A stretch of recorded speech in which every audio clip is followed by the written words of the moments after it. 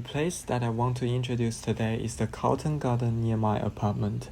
During my inspection, I felt the sense of belonging to the garden, and I could feel myself deeply connected to the land.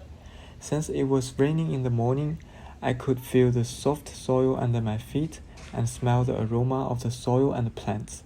I can hear the leaves sizzling in the wind and the birds chirping. Being in this place, using my sensory perceptions to connect with the more than human elements such as plants, land, water, and animals. Each of these more than human elements has their own agency in shaping the ecological system of the garden. They are not passive entities, but active contributors to the functioning and sustainability of ecosystems. For example, plants are primary producers that capture energy from the sun and provide food and shelter for animals.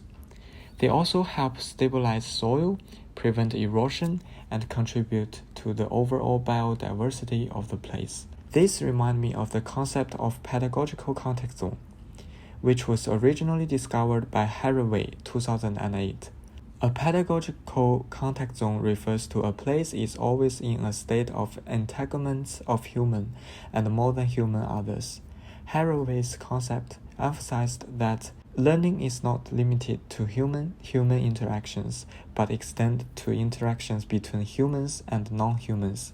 Moreover, based on Ham and Boucher 2017, they also mentioned that it is important to recognize that knowledge is co-construct across species and entities, and when entanglements occur, we can learn from the place.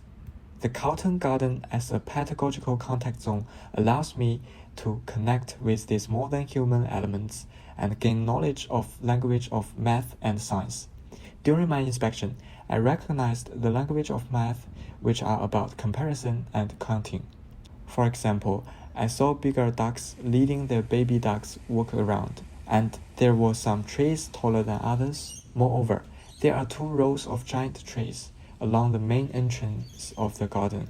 I can count how many trees there are for each row and how many trees in total. In addition, since the Carlton Garden is a habitat for many creatures, I also recognized the language of science, which is about biological science. For example, through observation and exploration, I recognized various plants and animals, which provokes my interest in further explore the different life stages of ducks and butterflies. Moreover, I also recognized the language of science, which is about Earth and space. For example, I was wondering why there were many fallen leaves on the land, which led me to explore the concept of season. In addition, after the rain, the soil becomes soft and even some places become mud, which could provoke my interest about the different types of weather.